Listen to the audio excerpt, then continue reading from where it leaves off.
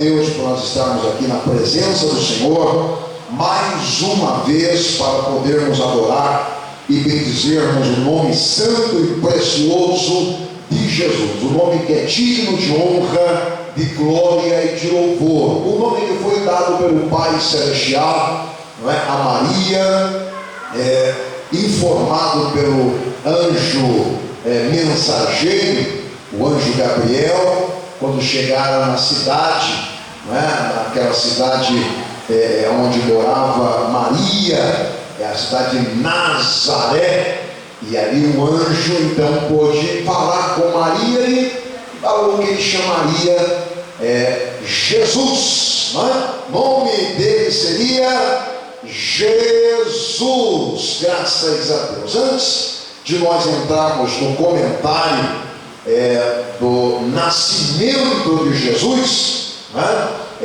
nós estamos comemorando hoje sobre o Natal, antecipando as nossas comemorações sobre o Natal, tá bem? Mas nós também hoje estamos comemorando algo muito especial também, de igual modo muito especial também. Hoje é o Dia Internacional da Bíblia.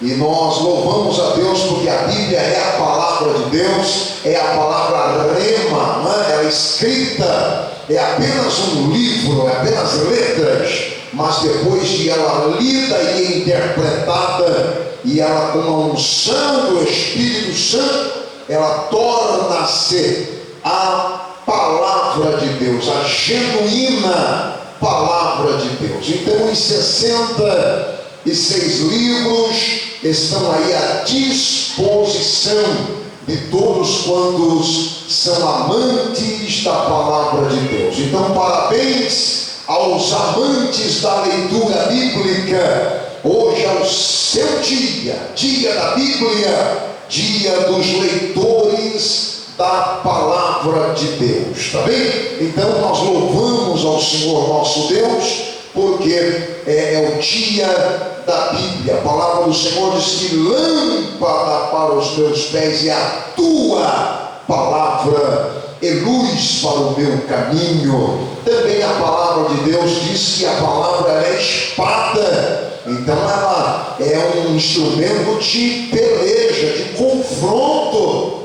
mas também ela é escudo e ela é broquel. Se ela é escudo, ela é um instrumento de defesa contra as astutas e as ciladas do diabo. Então nós estamos muito contentes por podermos estar no culto de jovens na ADN, podermos participar neste segundo domingo de dezembro, o Dia Internacional da Bíblia.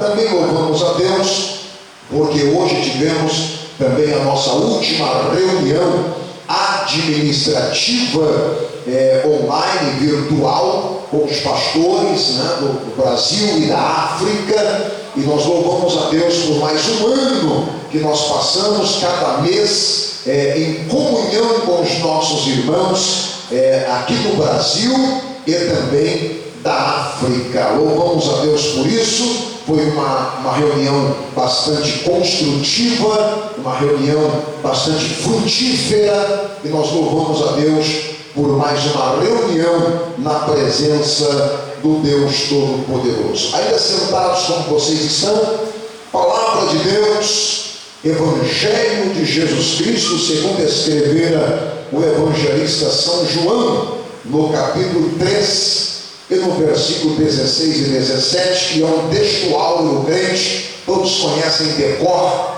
salteado, tá bem? Porque Deus amou o mundo de tal maneira que deu o seu Filho unigênito, para que todo aquele que nele crê não pereça, mas tenha a vida eterna. Porque Deus enviou o seu Filho ao mundo não para julgar o mundo, mas para que o mundo fosse salvo por ele. Graças a Deus por essa informação que o apóstolo São João ele traz na sua carta, no seu evangelho, informando que Deus, Ele amou o mundo de uma tal maneira que enviou Jesus, o Cristo. Nós sabemos que Deus trabalhou durante toda a narrativa histórica do Velho Testamento. Deus trabalhou para estar remindo o ser humano, estar salvando a humanidade dos seus pecados. Ele trabalhou durante toda o Velho Testamento, se fazendo de Abraão, depois de Isaac, depois de Jacó, e aí depois da nação de Israel. Dentro da nação de Israel, ele se ateve de reis, profetas e sacerdotes, juízes, para estar promovendo um momento muito especial para a vinda do Messias, não é? Lá 740 anos antes do Senhor Jesus nascer, existiu na terra um homem chamado Isaías, que foi profeta em Israel, profeta maior em Israel, e por causa das suas vidências, por causa das suas revelações sobre o Messias, sobre a vinda do Messias e sobre o ministério do Messias,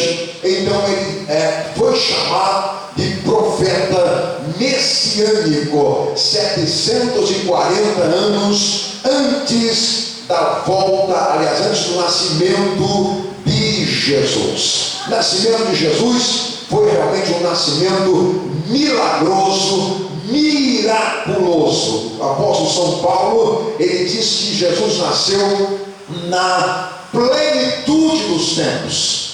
Deus preparou tudo para o nascimento de Jesus. Eu fiz questão de ler o texto de João 3:16 para deixar claro que Deus tem um filho, não é? Ele tem um filho. Então o texto aí está dizendo: Deus amou o mundo de tal maneira que enviou o seu filho, unigênito, para que todo aquele que nele crê não pereça, mas tenha a vida eterna. Está muito claro então que Jesus, o Cristo, é o Filho unigênito do Pai, sendo o único Filho que Deus tem. O restante são enxertados. Nós somos chamados de filhos de Deus, mas nós somos chamados de filhos porque Jesus pediu ao Pai que nós fôssemos também enxertados nele. Então nós somos chamados de filhos de Deus por causa de Cristo. Mas Jesus veio a este mundo na plenitude dos tempos, um tempo em que estava existindo na terra já um império para ter uma força bélica. Esse império era o Império Romano.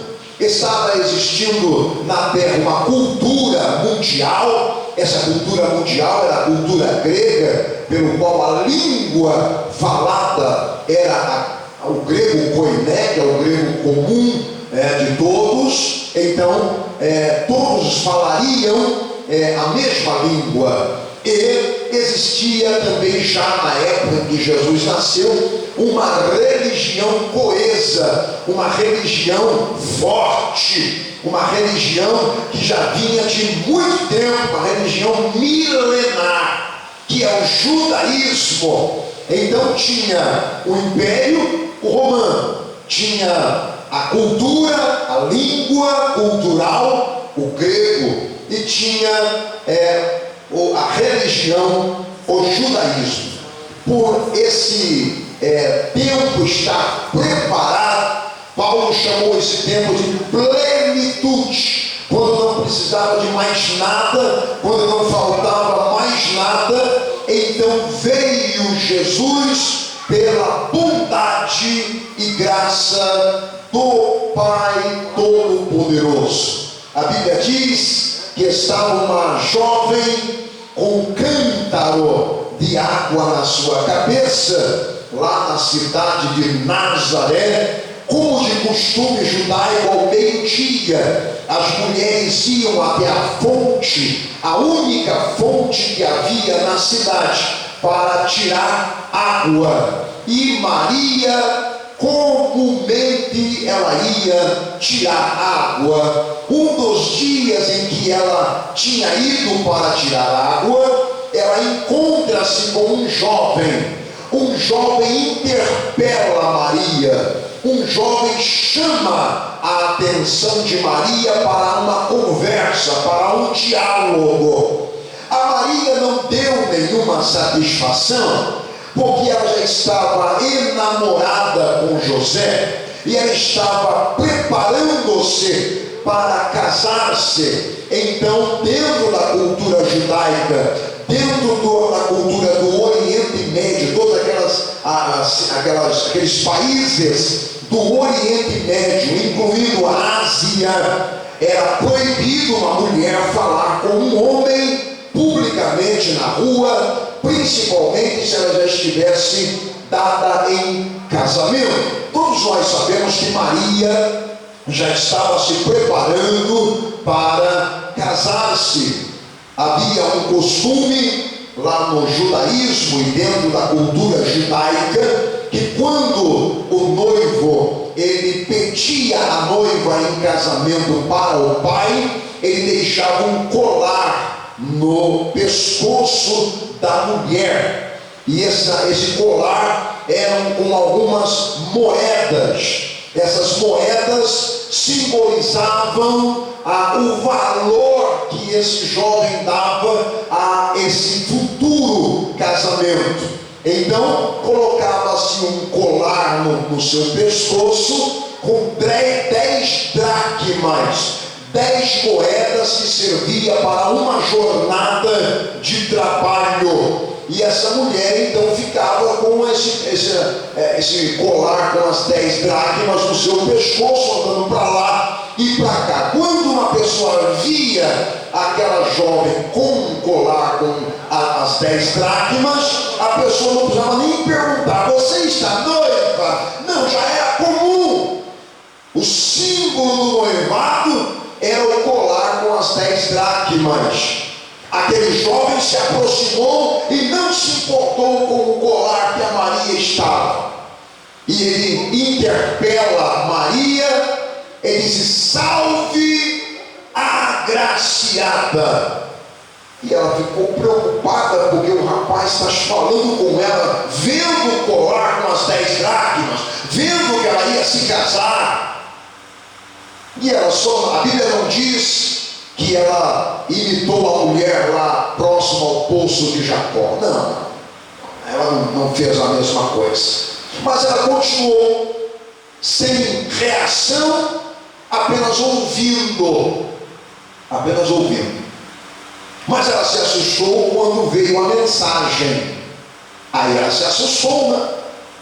Quando a mensagem veio pelo moço que falava com ela, ele disse que ela estava grávida e que o ente santo que estava dentro do seu útero era filho do Deus Altíssimo, e o nome dele seria Jesus, porque salvaria a humanidade. Ela se preocupou, e muito. Qualquer uma das mulheres se preocupariam, principalmente se fosse uma jovem virgem que não tivesse ainda tido nenhum relacionamento com nenhum homem, e agora alguém dizer: você está grávida. Não disse você vai ficar grávida, ele disse: você está grávida, você foi envolvida pelo Espírito Santo.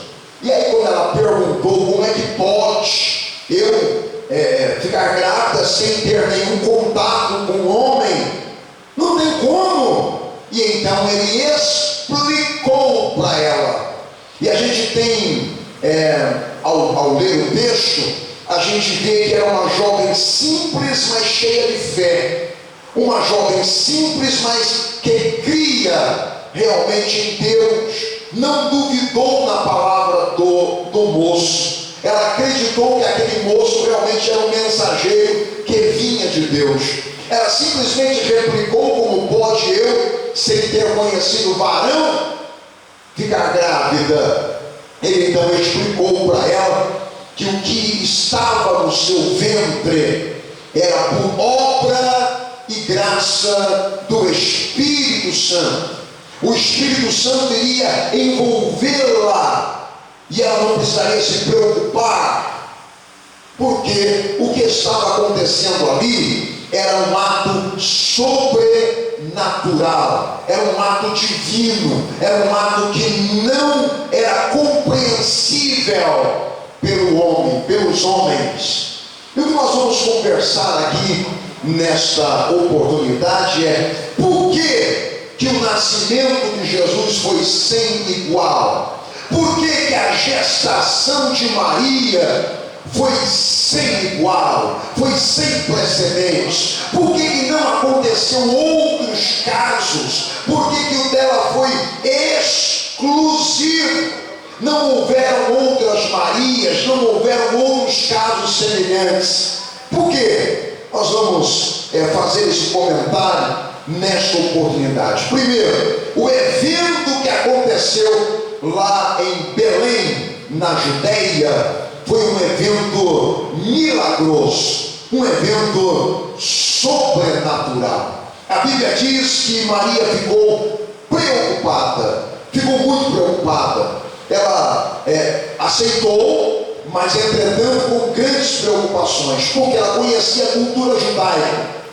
Se o seu noivo ficasse sabendo que ela estava grávida e não fora dele, é óbvio, ele pegaria ela pela mão, de acordo com a cultura judaica, pegaria ela pela mão, levaria no templo, procuraria o sumo sacerdote, diria para o sumo sacerdote: olha, eu deixei esse colar no pescoço desta mulher, mas ela foi infiel comigo e ela está grávida, e a gravidez que ela está não é meu, o filho não é meu, eu não tive nenhum relacionamento com esta mulher.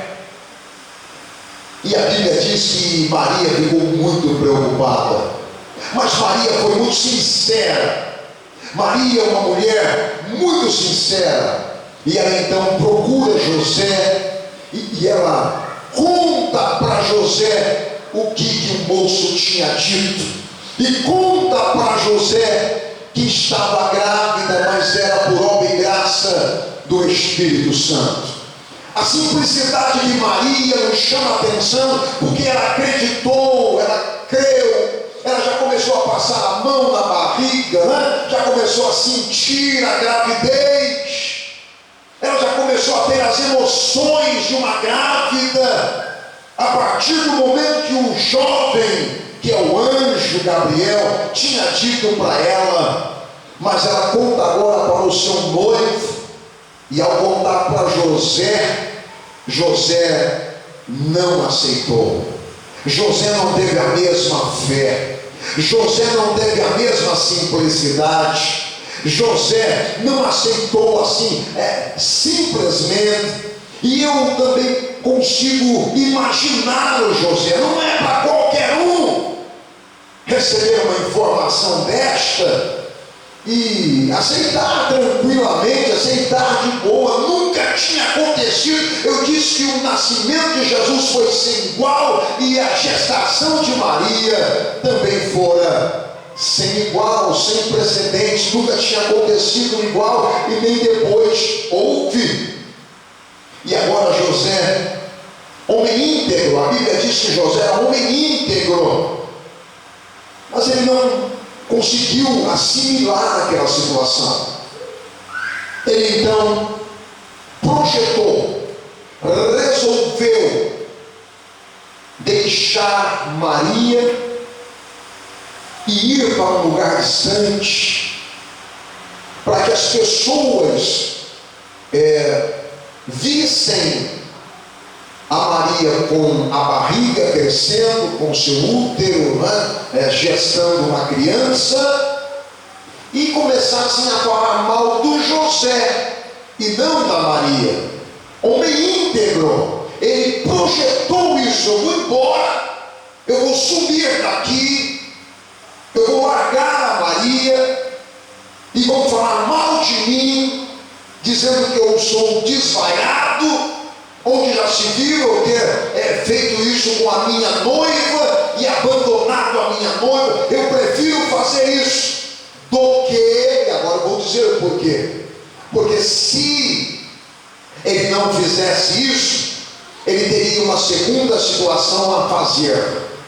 A segunda situação era levar até o sacerdote, e o sacerdote iria reunir o sinédrio, e o sinédrio iria julgar aquela mulher, e ela sairia dali no mesmo momento para a praça central da cidade, e lá ela seria apedrejada, seria morta na presença de toda a população da cidade, e José sabia disso.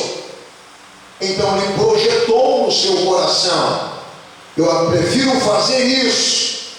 Mas ele não projetou no seu coração casar-se com a Maria e assumir o filho que não era dele.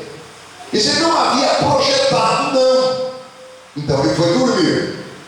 Ao dormir na sua casa, cada um na sua casa, não tinham casado ainda, e de repente ele tem uma revelação, tem um sonho, uma vidência, uma revelação da noite, e o anjo veio falar com ele, dizendo: José, não temas assumir Maria como sua mulher, porque o que está gerado nela é do Espírito Santo.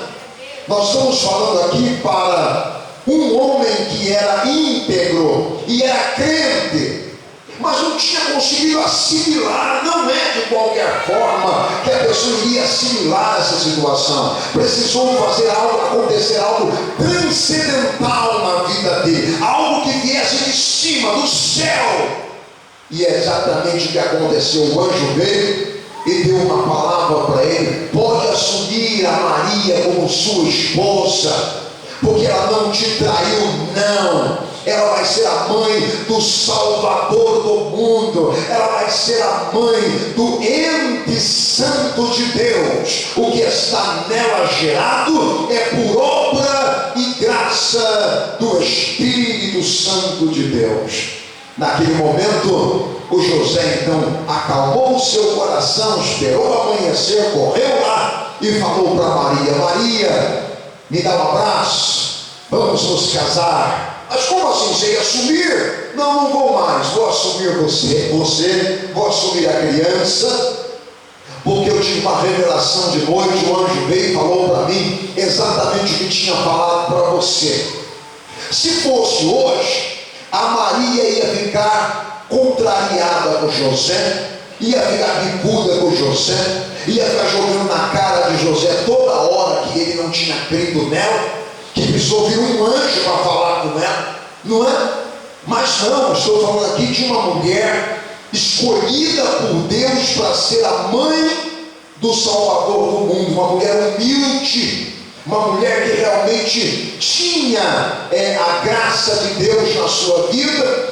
E a Bíblia não diz de jeito nenhum que ela lançou em rosto para José essa situação, mas ficou muito contente por ver Deus agindo, não é? E aí ela casou-se, grávida de Jesus, e agora tranquilamente não seria apedrejada, todos contentes. E agora todos imaginavam que aquele menino ou a menina que viria era filho de José. E José falou para todo mundo: está para nascer meu filho, está para nascer minha filha, daqui a pouco já tem aí mais um herdeiro, uma herdeira, daqui a pouco aí nós nos casamos. E ela já engravidou.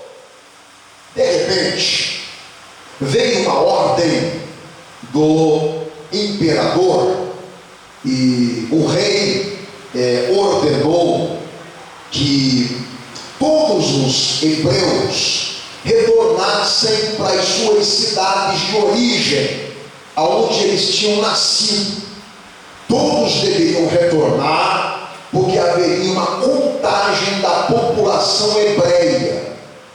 Então quem nasceu em Jerusalém tinha que ficar em Jerusalém, quem nasceu na região de Jerusalém ficaria ali, quem tinha nascido lá na Galileia, iria se dirigir para Galileia, e José, com Maria, descendente de Davi, descendente do trono de Davi, descendente de Jessé, pai de Davi, me refiro ao rei Davi, eles eram de Belém, na Judéia.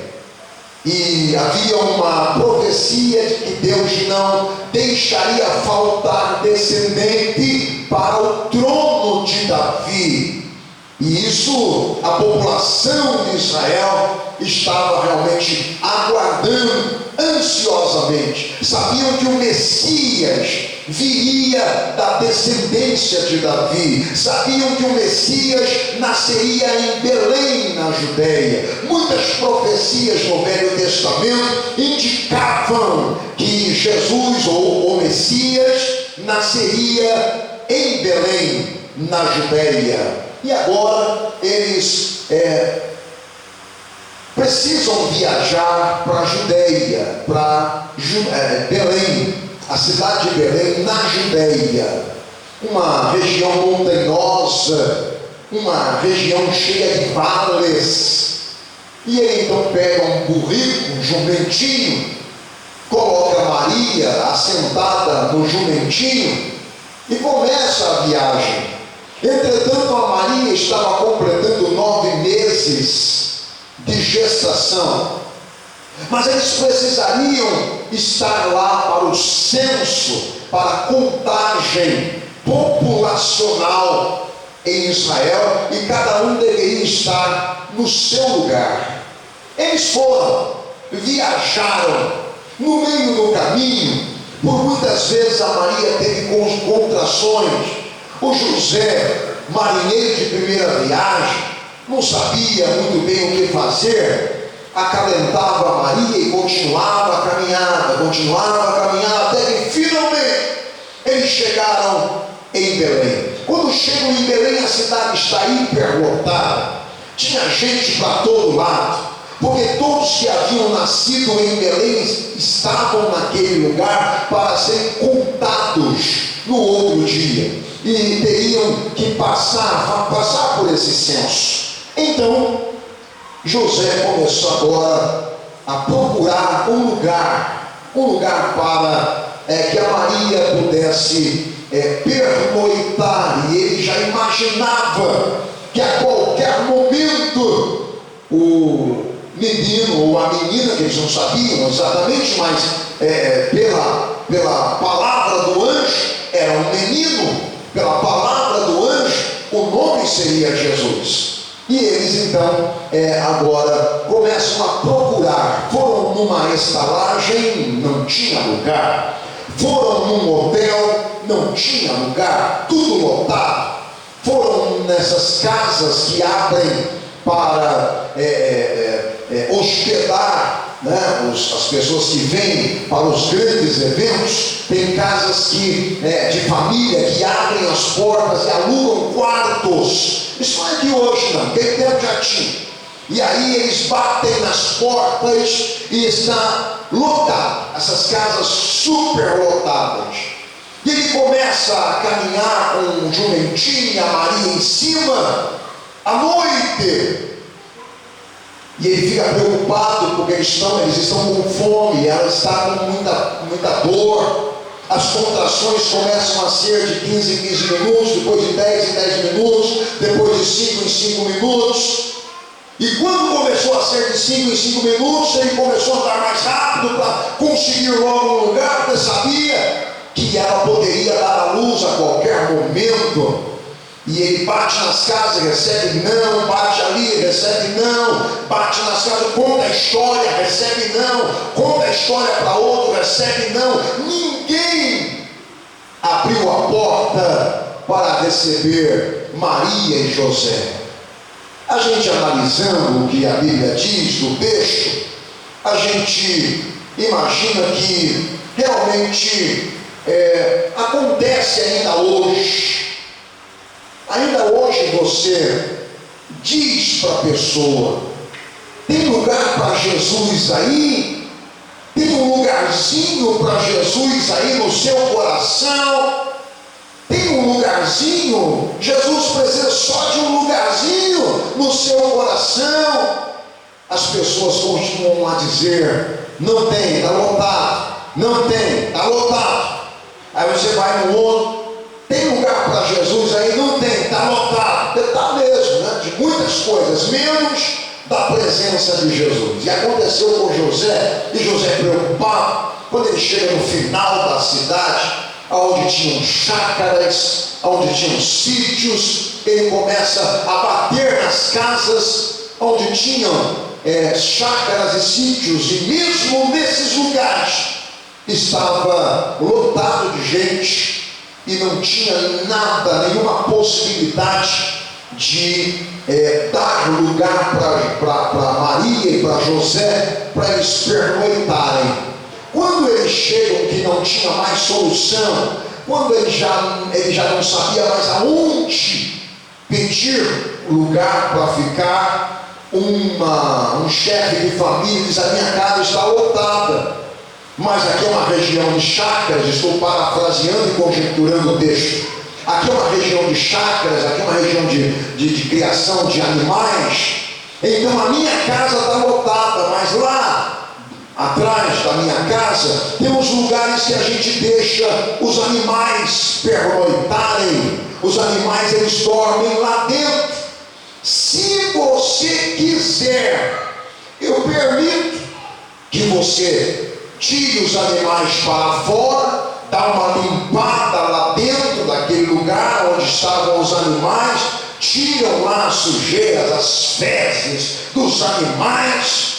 Não tinha perfuminho para colocar, não, né? Aquele tempo lá não tinha esse perfuminho, não. Acho que José também não levou nenhum tipo de perfume. Naquele tempo podia até existir já, mas como José não tinha, não. Também a Bíblia não diz, não dá nenhuma referência, né? Mas o José, cansado, com fome, a Maria quase dando a luz, e ele agora vai limpar o ambiente, ele vai limpar o lugar.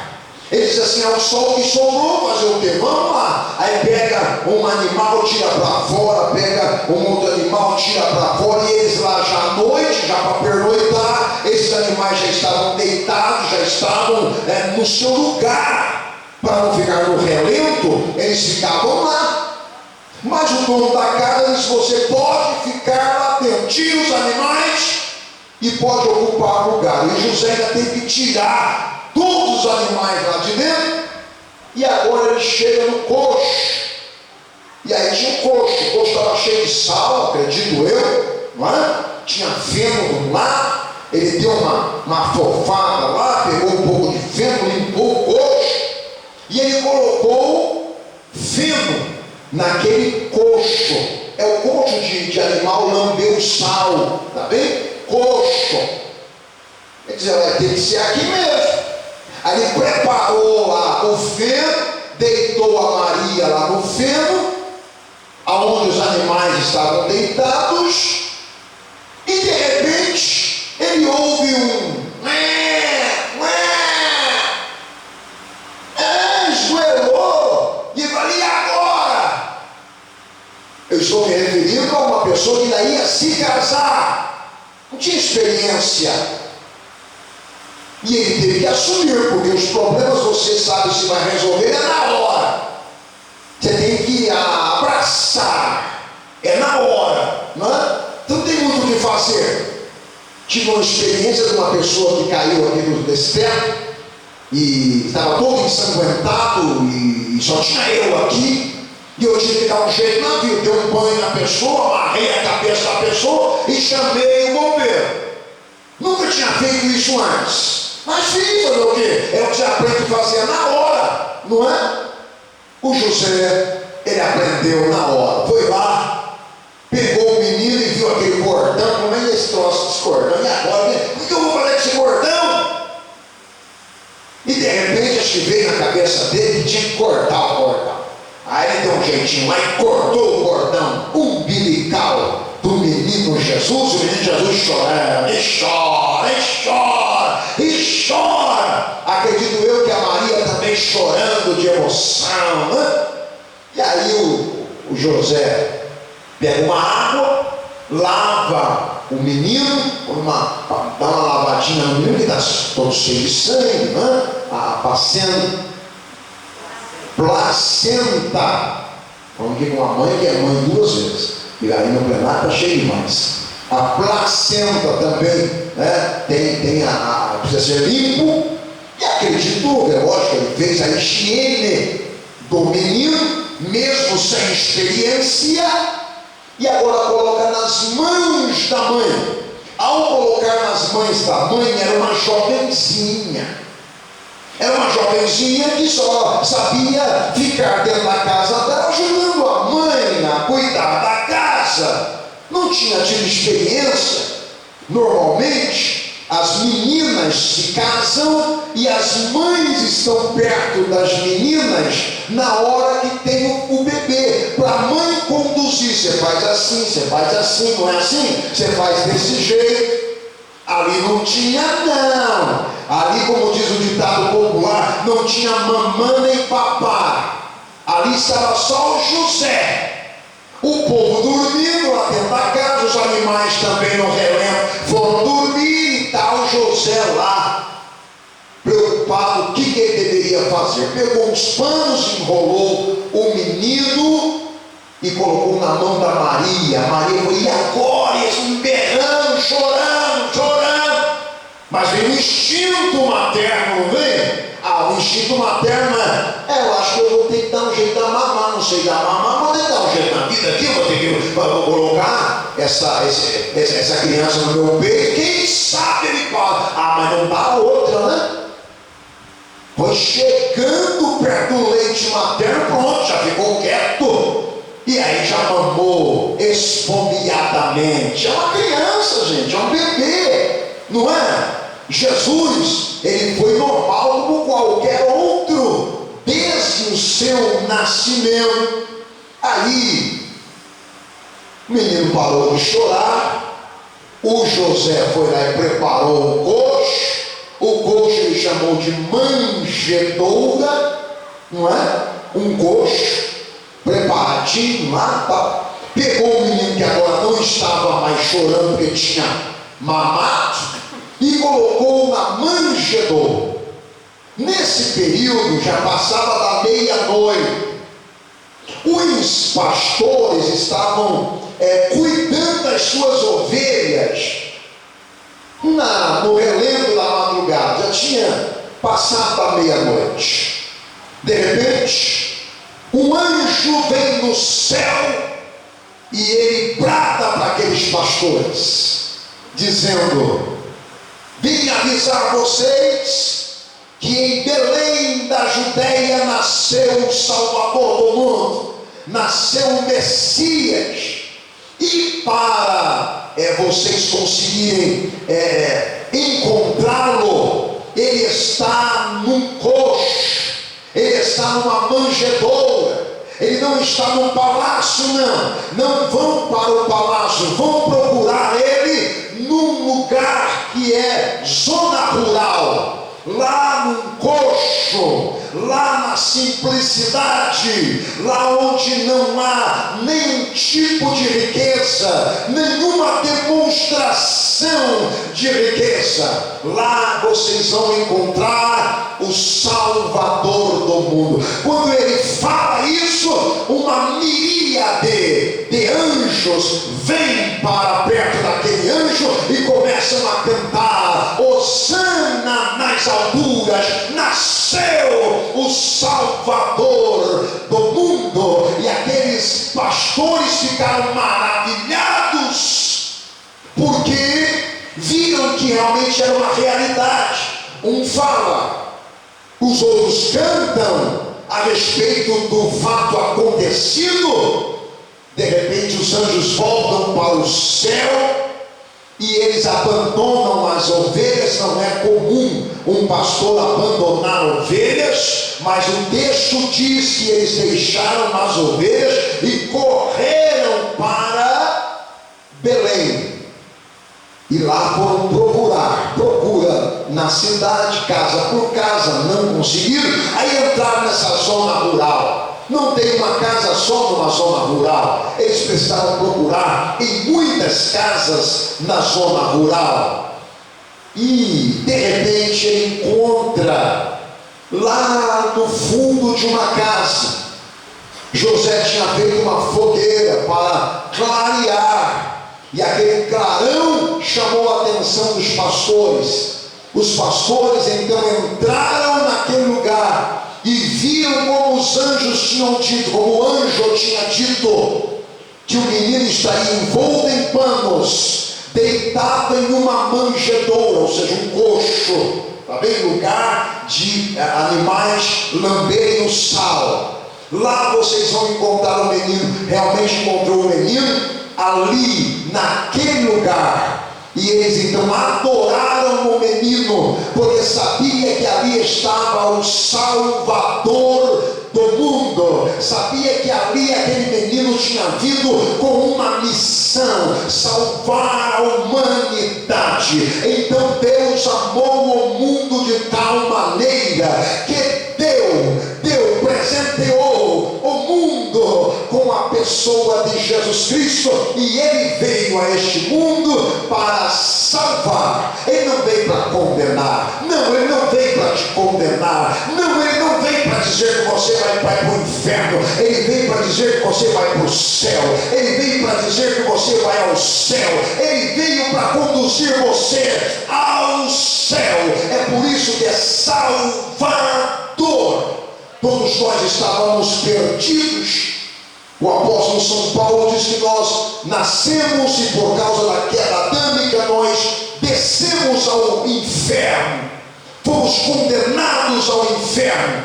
Mas na plenitude dos tempos veio Jesus, e ele veio para salvar a humanidade perdida. Quando a gente aceita a pessoa de Jesus Cristo, nós então estamos salvos. Jesus é o unigênito do Pai, mas é o primogênito de Maria. Maria teve Jesus como primeiro filho, primogênito. É o irmão mais velho dos demais irmãos. Mateus 13:55 afirma que Jesus é primogênito. Mostra lá nesse texto os irmãos de Jesus, filhos de Maria com José. Então, a doutrina que diz que Maria não teve outros filhos cai por terra no Evangelho de São Mateus, no capítulo 13 e no versículo 55. Esse texto derruba por terra a virgindade pactual ou eterna de Maria. Maria foi agraciada, deve ser honrada, mas ela foi uma mãe de outros filhos, dito na palavra de Deus. Então, o que sobrou para Jesus nascer foi o resto. E muitas vezes sobra para Jesus, que as pessoas dão a ele, também o resto. Se der eu vou, se der tempo eu vou, eu estou fazendo uma viagem, se eu voltar a tempo eu vou, eu estou fazendo uma compra, se eu voltar a tempo dessa compra que eu estou fazendo, eu vou, não é? Ou estou criando meu filho, depois do meu filho criado, aí eu vou. Ou eu comprei uma fazenda, depois que eu fizer todo o trabalho na fazenda, aí eu vou. A Bíblia diz: buscar em primeiro lugar o reino de Deus, a sua justiça, as demais coisas serão acrescentadas. Mas muita gente buscando em último lugar o reino de Deus, esperando não ter mais solução para si, esperando não ter mais tempo para si. Muita gente ainda tem tempo, e eu te aconselho: enquanto tem tempo, venha para Jesus. Enquanto tem tempo, aceite a Jesus como seu salvador pessoal. Enquanto tem tempo, vai ao céu por meio de Jesus. Jesus continua sendo o salvador da humanidade. nasceu com esse propósito. Ele não nasceu com outro propósito, não nasceu para ser milagreiro, não nasceu para ficar fazendo milagres, não nasceu para fazer shows milagrosos. Pode até acontecer, mas ele não nasceu com esse propósito, não.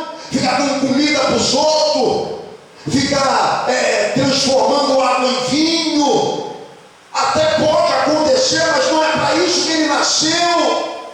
Ele nasceu para salvar a humanidade, ele nasceu para salvar o mais vil pecador, ele nasceu para trazer alegria aos homens, ele nasceu para trazer soltura para aqueles que estão encarcerados, ele nasceu para trazer o óleo do Espírito para aqueles que estão totalmente desvaiados desta vida, sem nenhuma solução para a sua vida. Ele nasceu para dizer: eu sou o Salvador do mundo.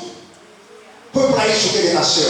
O nascimento de Jesus foi sem igual, foi sem precedentes, foi realmente milagroso, porque para salvar a humanidade, Deus exigia que fosse alguém que não tivesse pecado. E o Davi disse: em pecado me concebeu a minha mãe. Todos que nasceram de Adão para cá, nasceram em pecado. Então não podia ter relacionamento homem e mulher. Deus não aceitaria ninguém, por mais santo que fosse, não aceitaria.